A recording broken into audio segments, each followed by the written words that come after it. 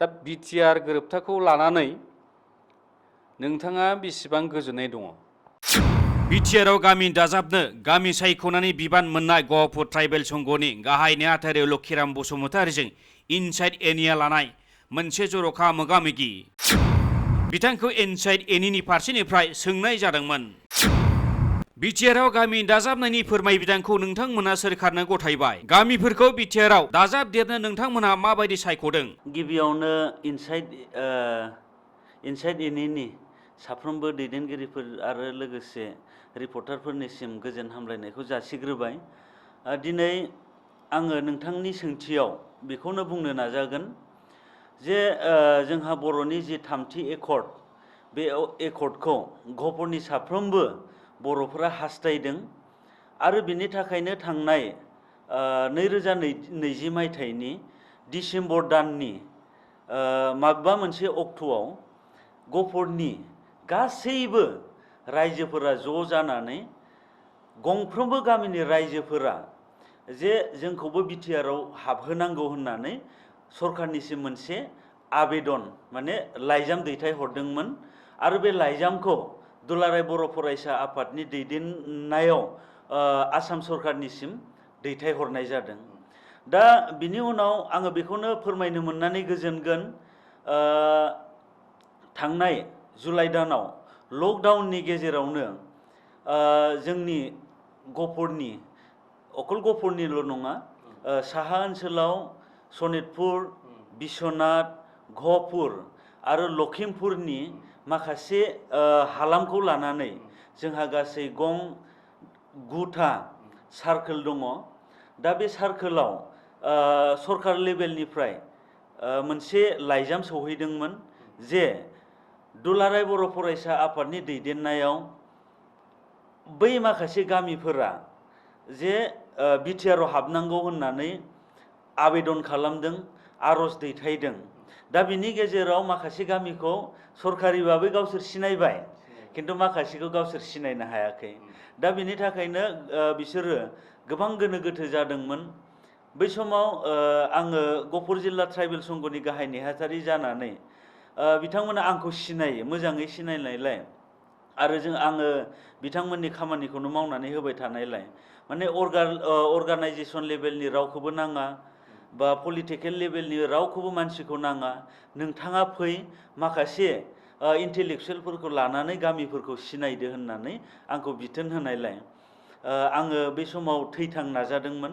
आंनो बे समाव मोननै सार्कोलखौ होदोंमोन, गहपुर सार्कोल आरो हेलेम सार्कोल, जाय माने गहपुरनि सिङावनो गोग्लैयो आरो मोननै सार्कोल गोग्लैयो। दा बेखिनि समाव बै समाव जाय जाय गामिखौ सिनायखादों, आंनि गामियानो दंफायो जे धर्मपुर, अलरेडि माने जोङो बेखौ मेपावबो मोनखायो आरो गुगोल मेपफोराव। गामिखौ सिनायाखैमोन होनदों, बे गामिया सोरखारि भाबै माने रेकर्डआव गैया नामा? सरकारि भाबै बेफोर रेकर्डआव गैया। दा बेखायनो बिथांमोना लेंहरबाय, गावसिनि मण्डलखौ लानानै आखिबाय, आखिनानै जोङो ओरैबायदि गामिखौ सिनायदों जेराव माने बर'फोरल', जाय जि जायगायाव बर'फोर बांसिन दं बेखौ खालामदों। हमनानै लादो, आं मोनसे फोरमानखौ होनि, गहपुरा मोनसे बेसेबा गिदिर एलेखा, ओरै साहा साइडथिं बर'फोरनि एलेखा, गेजेराव बर'फोरबो थाबाय, हारसाफोरबो थाबाय आरो खोलाथारथिं बुरलुंबुथुरनि दैमा सेर सेर काजिरङानि ओरै फारसे गासिबो मिसिं हारिनि मानसि आरो। दा बै मिसिं हारिजोंबो बिसिनि सेर सेरबो जोंहा गंनैसो गामिफोर दंमोन।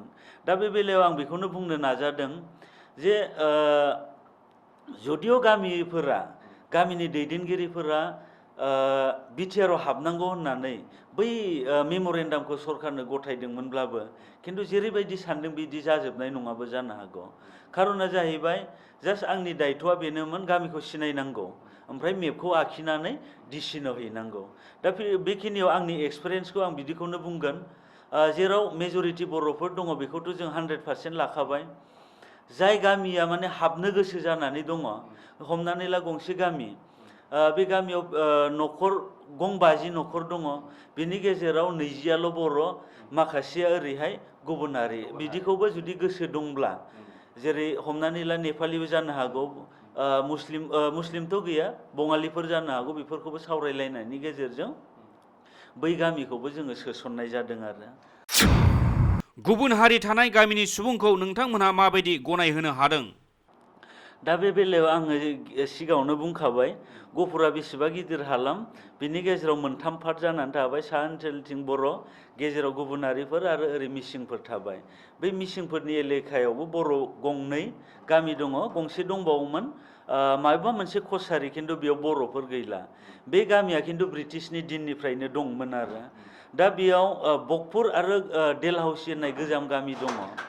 दा बिथांमोनखौबो सोंनाय जादोंमोन, मेपाव जोङो बिथांमोननिखौबो हरदों खिन्थु बिटिआर एकर्ड मथे जिहेतु बियो लान्थ्रियै जुदि नांजाबलायोब्लासो हाबनो हागोन नालाय, दा बे बेलायाव जोङो आं बेखौनो बुंनो नाजायो आरो हयथ' बे गंनै गामिया एसेबां सहजै हाबाबो जानो हागौ खिन्थु बै जुदि गफुरा हाबोब्ला बै माखासे गुबुन गामिया हाबगोन। आरो नोंथां सोंनाय बायदि आं मोनसे बाथ्राखौ बुंगोन जे दावरावा माब्लाबा जानो नागिरबाय थायो। जि समाव बिटिआर एकर्डखौ खालामदोंमोन बै खालामनाय समाव गुबुनारिफोरा गफुरावबो ओरैबायदि माने जांख्रिखांनाय सोमजिहोनो नाजादोंमोन जे गफुरखौ सोनाङा आरो बेनि गेजेराव जोंनि माखासे मानसियाबो बिसोरखौ थुलुंगा होग्रा दंमोन आरो। दा बिनि गेजेराव आङो बेखौनो बुंनो नाजागोन बिथांमोना अनाबर दानो एकदम प्रस्तुत खालामबायमोन सानैसोआ। बे बेलायाव आं बिथांमोनखौ डाइरेक्टलि लेंहरनानै नोंथांमोना अनाबर दानाङा सिरियैनो थाबाय था, जि जागोन सुबिदाखौथ' नोंथांमोनानो मोनखागोन, हयथ' नोंथांमोननोबो माबा मोनसे बिबान होनो हागौ। दा बिदि कनभिन्स खालामनायनि गेजेरजों दा बिथांमोना सिरि थादों आरो जुदि जायोब्ला बिथांमोना इसेबां होख्रावथावनाय नङा आरो। गुबुन हारि थानाय जायगाखौ बारनानै बर' गामिखौ माबायदियै बिटिआरआव सोफानायनि राहा लादों? बे बेलायाव उननि सोंनायखौनो आं बुंनो नाजागोन। जुदि सरकारनिफ्राय गामिखौ नायबिजिरनो होदोंब्लाबो खिन्थु बियो दासिम फाइनाल नङा, खारन बिसोरबो नायहैफिनखागोन नालाय। दा बिनि गेजेराव माखासे रेभिनिउ गामि हाबदों, माखासे फरेस्ट भिलेजाबो हाबफादों आरो। दा बे बेलायाव बिथांमोनाबो नायहैखागोन, बियो जोंनि रोखा फोथायनाय। ओमफ्राय दा मोनसे बाथ्राखौ आङो सिगांनि एसे सोंथिखौ लाबोफिननो नाजाबाय। जिहेतु जोंना दिमाना सोनाबथिंजाय नैबे दिखियाजुलिनिफ्राय लखिमपुरनि मथा मथि 10-13थासो गामिया बेयाव इनक्लुड जानानै दङ आरो। दा बे बेलायाव माखासेया बुङो आरो जे जिहेतु बिटिआरनि एकर्डआनो कन्टिगुवास माने लान्थ्रियै हाबगोन माखासे गामियासो हाबखानाय। नंगौ जोंनि गेजेराव माखासे ओरैबायदि गामि दङ माने माखासेया हाबा आरो, खिन्थु बे बेलायाव आङो बारस'नानै दा बे बेलायाव आं बेखौबो बुंनो नाजागोन आरो ओरैबायदि माखासे बर' गामिफोर दङ माने बिसिनि गेजेरावबो दङ आरो।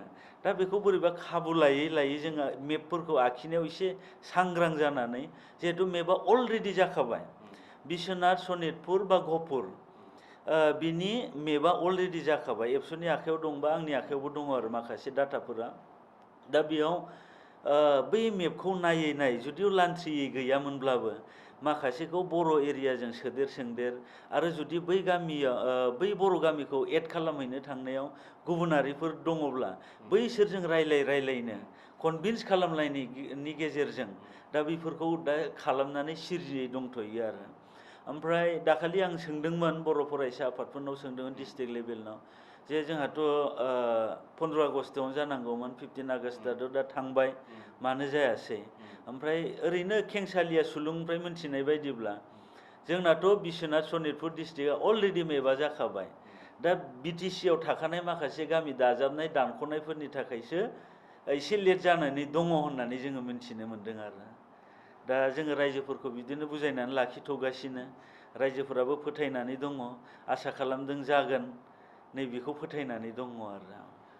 दा नोंथांमोननि ओनसोलाव आं मिथिनायाव फरेस्ट भिलेज बा रेभिनिउ भिलेज दङब्लाबो बांसिनानो दासिमबो गनायजानाय गामि नङा। दा बे गनायजानाय गामि नङैखौ सोरखारखौ माबादि फोथायहोगोन जे बे गामि ओरै गामिया ओरै माने उमुक मुंनि गामियाबो जों बर' गामि। दा गनायजानायबाथ' अफिसियेल रेकर्डआव गैला, बे अफिसियेल रेकर्डआव गैयैफोरखौ माबादियै सोरखारखौ गनायहोनो? बेखौ आं मिन्थिनायाव गोजौ लेभेलनिफ्रायबो एसे प्रेसारखौ होबाय थादों नामा। नै दाखालि बावै मोननैसो रेकर्ड डाटा आंनावनो सोंदोंमोन मोननै सार्कोल अफिसनिफ्राय, स्पेसियेलि माबानिफ्राय हेलेम सार्कोलनिफ्राय गासै गं 8था सार्कोलाव गामिफोरखौ सिनायनो होदोंमोन आरो गफुरनिफ्राय गं 4 आरो गंब्रै। दा बेखौ आङो लाइजामखौ सोरनिफ्राय थांदों नायदोंमोन आरो दा बे डिसि लेभेलनिफ्राय थांदों। बे लाइजामा थोंजोङै हयथ' बर' फरायसा आफादा बेखौ होदोंमोन।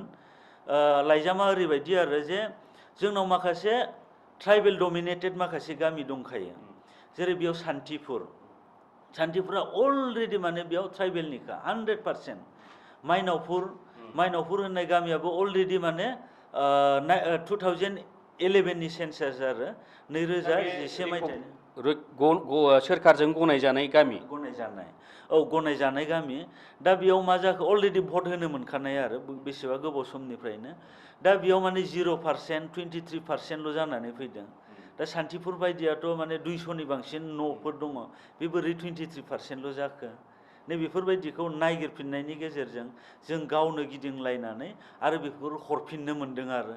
दा बेफोरखौ नायोब्ला माने माखासे गामिया अलरेडि रिकगनाइजबो जादों बा सिनायखाजादों आरो बेखौनो दाखालिबो मोननै सार्कोल अफिसा बेखौ गावसोरनो साइन होनानै बिश्वनाथ डिस्ट्रिक्ट SDO सदरनि आखायाव गावसोर फैनो हायैलाय लकडाउनबोमोन नालाय आंखौनो थिनहरनानै आंनो होनो हादों आरो बेखौ। 2009 मायथाइयाव बर'फोर थानाय गामिखौ गुवाहाटी हाइकर्टआ बिथांमोना हाग्रा ओनसोलाव थानो मोननायनि मोन्थाइ गैया होनना बिजिरथाइ होदोंमोन। नोंथाङा मा बुङो? नोंथांनि जि सोंथि बेयो जोबोद सावरायथावना आरो नंथारगौ जे थांनाय 2005 आरो 6 मोनसे एक्ट ओंखारदोंमोन। बे एक्टनि गेजेरजोंनो 2008 मायथाइनि डिसेम्बराव जोंनि गफुर हालामाव FRC फरेस्ट राइट कमिटि होननाय, माने मोननै मोनथाम खोब थाबा 10थासो गामि थागोन आरो बेखौ लानानै मोनफा मोनफा कमिटि दादोंमोन। दा बे कमिटिनि गेजेरजोंनो जोंनि गफुरल' नङा, गुबुन गुबुन माने आसामाव थानाय जायफोरा माने हानि मोन्थाइखौ मोनाखै बिथांमोना आवेदन खालामदोंमोन आरो। दा बै समाव मा जाखो, हमनानै ला जोंनि गफुरावनो 8,000नि बांसिन आर'ज बिलाइखौ गथायदोंमोन आरो। दा बेनि गेजेराव नाथाय मा जाखो, 2,000याल' मोनबाय, गुबुन 6,000यानो बेखौ मोननो हायासै। दा बे बेलायाव जोङो लासैनो खोनानो मोनबाय जे जोंखौ केस होदों, केस होनायनि थाखाय जोङो मोनलानो। दा गोबां नाजाबाय, गेजेरावबो नाजाबाय, खिन्थु मोनासै। दा बेखौ जोङो गोबां ओरै खालामलायनायनि गेजेरजों 13 बोसोर जाखाबाय आरो 13 बोसोरानो बारग'लांबाय। नै दाखालिसो मोनसे जोंनि गेजेराव मोनसे फोसावलाय फैबावबाय आरो। दा बिनि सिगां नोंथाङा बुंनाय बायदि जोंनि 2008 मायथाइनि जि आर'ज बिलाइमोन हा मोननांगौनि, बै समाव हा मोननांगौआ ओरैबायदिमोन, सासे मानसिया, सासे खेथियगा 30 बिगाखौ मोनगोन, बिनि सिगां जुदि बांसिन जायोब्ला बेखौ मोननाय नङा, आरो जुदि दंब्ला जेसेबां दं बेखौ होनानै सरकारानो बेखौ लाफिनगोन। नै बेबायदि होन्दोंमोन आरो। दा जोङो बेखौ नायबिजिरै जोंनि बै आवगोलनि जि आर'ज बिलाइ बेखौ नायनानै मोनबाय जे नोंथाङा जायखौ बुंदों दे आर नट इलिजिबोल, जे बिस्रा जे एक मथे बिथांमोना मोननो हानायनि जयगथा गैया। नैबे बाथ्राया सैथो आरो। दा थांनाय जुलाइ दाननि 13 अक्ट'आव ओंखारनाय जोङो मोनसे सुप्रिम कर्टनि मोनसे नटिसखौ खिन्थु जोङो मोननो हादों आरो।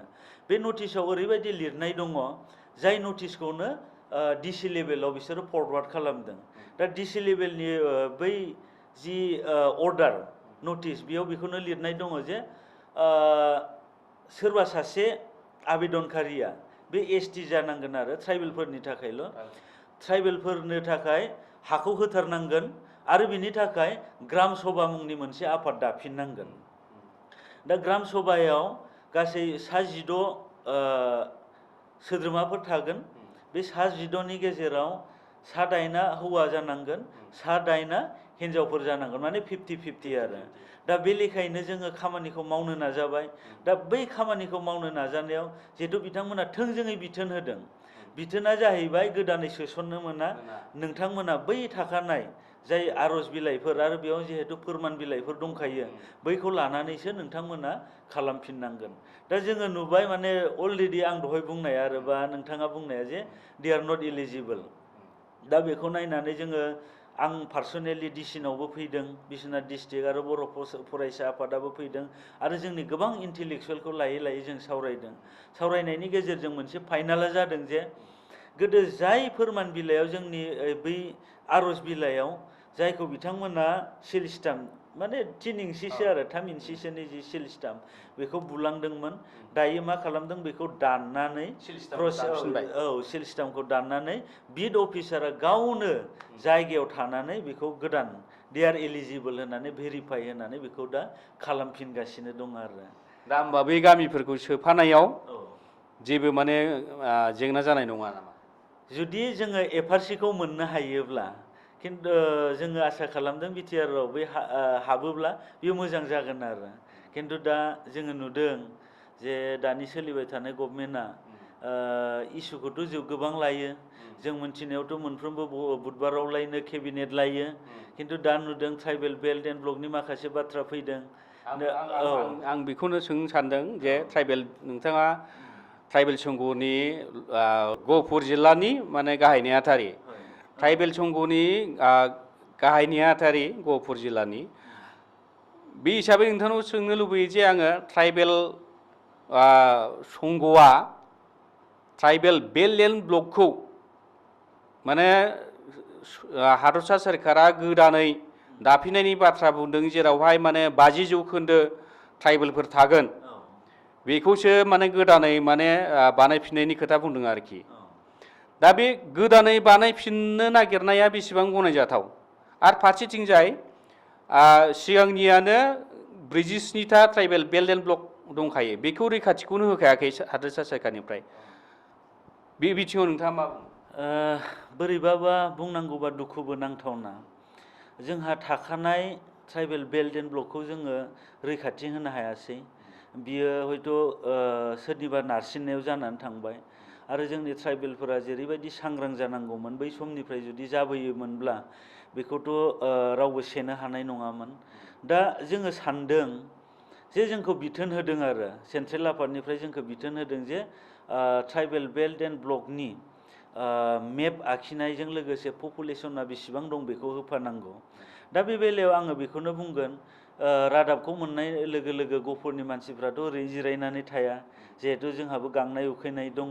दा बिनि थाखायनो जोङो थांनाय दान मोनसेनि सिगांनो बेखौ रेडि खालामनानै लाखादोंमोन आरो दा जोंनाव ओरैबायदि गहपुराव मोननै बेल्ट एन्ड ब्लक दंखायोमोन मोनसेया जाहैबाय ओरै मिसिं साइडथिं मोनसेया जाहैबाय आदा गहपुरनि खावसे खोन्दोआ हाबफायो आरो बे जाहैबाय माने Balipara tribal belt and block माने तेजपुरनि आरो बेनो माने गहपुराव सहैखायो मोनसेया जाहैबाय ओरै रजाबारि होननाय ओमफ्राय दा बे बेलायाव आं बेखौनो फोरमायगोन माने बेखौ खालामनायाबो जोंनि थाखाय सहस नङामोन आरो गोरलै नङा मानोना बिथोन बायदियै निउ क्रिएसनबो खालामनो हागोन आरो मोनसेया जाहैबाय लान्थ्रि जुदि खाथियाव दङब्ला बेखौबो सोदेरनो हागोन दा बे बेलायाव आं बेखौनो बुंनो थांगोन गहपुरावनो मोनसे ट्राइबेल बेल्ट एन्ड ब्लकनि आन्दाराव बालिजान बनुवा होनाय मजदुर बे मजदुरा already tribal belt and block नाथाय बेयाव दासो बर' गैला बेयाव सोरबा मिसिं गैला थामहिनबा ट्राइबेलानो गैला बे गुबुननि जाखाबाय दा बेखौनोथ' सोरखारा बेयाव जेबो प्रटेक्सन होनो हायाखै बाहाय नोङो ट्राइबेल नङैफ्रा हाबबाय दा नों गुवाहाटि हाइकर्टआ माने ट्राइबेल नङै मानसिफ्रा ट्राइबेल बेल्ट एन्ड ब्लकआव थानायखौ होखारनांगौ होननानै अर्डार होसेयावबो सोरखारा मावाखै डिसि एसपिफ्राबो जेबो राहा लायासै नाथाय बेखौ मावालासिनो आरो गोदानै ट्राइबेल बेल्ट एन्ड ब्लक बानायनाया बेसेबां गनायजाथाव बेसो बाथ्राया दा बेखायनो जिहेतु जोङो बिथोनखौ मोनबाय जोंनावबो जिहेतु 43,000नि माने 55,000सो दंहैयो आरो टटेल बेखौ लानानै जोंबो माने एड खालामलाबायनानै हरबाय माखासे रेभिनिउ गामिफोरजों गोदानै गहपुराव जोङो Sonapur tribal belt and block ओरै मिसिं साइडथिं रजाबारि आरो सोनाबथारथिं गोदानै बानायना हरबाय गोदानै जोङो दिनै 5 तारिख दिनै जोङो साबमिट खालामबाय दा बे बेलायाव आं बेखौनो बुंगोन आरो सरकारा जुदिও उच्चेद खालामदों बे थांनाय सरकारानो जा दा सोलिबाय थानाय सरकारानो जा बे मुङावल' नामा माने थाखानायखौसो उच्चेद खालामदों बायदि मोनदों आरो दा साननानै नाय जोंनि जि एरियायाव ट्राइबेल बेल्ट एन्ड ब्लक दङ दा बेयावथ' गुबुनारिफोर दङ बैसोरखौथ' होखारनांगौमोन ना नोंथाङा ट्राइबेल संघ बा ट्राइबेल बेल्ट एन्ड ब्लकनि सोमोन्दैबो बुंबाय ट्राइबेल संघआ राहा लानायनि सोमोन्दै नोंथाङा जिहेतु ट्राइबेल संघनि दैदेनगिरि आरो गामि दाजाबनायनि सोमोन्दैयावबो नोंथाङा माखासे खोथाखौ मोजाङैनो बुजायनानै होबाय माबायदि सोसननाय जागोन आरो नोंथांमोना माबायदि नायबिजिरदों दा बिटिआर गोरोबथाखौ लानानै नोंथाङा बेसेबां गोजोननाय दङ बिटिआर गोरोबथाखौथ' जोबोद गोजोनदों किन्तु इमप्लिमेन्टेसना दाबो जाजोबाखै नालाय गिनाय फैयो माब्लाबा जामारगोन ना जामारा खारन पलिटिकेल क्राइसिसआ बिराद गिदिर नालाय दा मालाबा जों बेखौबो दुखुबो मोनो जोंनि गेजेरावनो खावनै जाबाय बिदा फंबायनि गेजेराव खायसेया नाङा होनबाय खायसेया नांगौ नाङा होननायखौबो दा बिसोरखौ बुजायनो हाला नांगौ होननायखौ बुजायनो हाला खारन जोंनि गफुरा ओरैबायदि मोनफ्रोमबो मोनथाम एकर्डआवबो थालांबाय आरो मानसिफोराबो ओरै जाबायदि जानानै थाबावबाय जे माखासे गुबुनारिनि गेजेराव दङ बिसोरखौ जोङो मोनथिदों जे बिथांमोना बिटिआरआव हाबनायनि जयगथायानो गैया मानोना लान्थ्रि जुदि कन्टिगुवासलि जुदि थाङोब्लासो बिसोरबो हागोन दा जुदि 20टा गामि बारनानै 10टा गामि बा मोनबा गामि बारनानै बैखौ सोदेरनांगौआथ' जाहैखाया नालाय दा बे बेलायाव आं बेखौनो बुङो आरो जे जोंहाथ' गोजोननाय दं गोजोननाया बैसोरबो काउन्सिलाव हाबनांगोन आरो माखासेयाबो बिटिआरआव हाबनांगोन आरो जेब्लासिम बिटिआरआवबो हाबा काउन्सिलावबो जुदि पेन्डिं जानानै थायोब्ला आरो बैफोरनि जि मोननांगौ पेकेजफोर बिसोरबो जुदि थाङाब्ला दाथ' नै माखासे समानो बारलांबाय गफुरावथ' जेबोआनो थाङाखै जोङो मावगासिनो दा मालाबा गोजोननायबो गैया होननांगोन आरो किन्तु एकर्डखौ नायोब्ला गोजोनगोन किन्तु इमप्लिमेन्टेसन जायागौमानि बेखौथ' गोजोननाय गैया होननानै साननांगोन आरो दा नोंथांमोना बिटिआर एकर्डखौ लानानै गोजोननाय दङबो गैयाबो 50-50 गोजोननाय थाबाय नोंथांनिसिम बिथाङानो जाहैबाय गहपुर जिल्ला ट्राइबेल संघनि गाहाय नेहाथारि लक्षिराम बसुमतारी बिथाङा गामि दाजाबनायाव बबे बबे गामिया हाबफागोन बायदि बेखौ नायबिजिरनानै होनायनि बिबानखौ मोनदोंमोन आरो बेबायदियैनो बिथाङा गामिफोरखौ नायबिजिरनानै बबे गामिया हाबथावथाव बेफोरखौ नायबिजिरनानै फोरमाय बिदांखौ सोरखारनाव गथायबायबो दा बिथांमोननि नायबिजिरनानै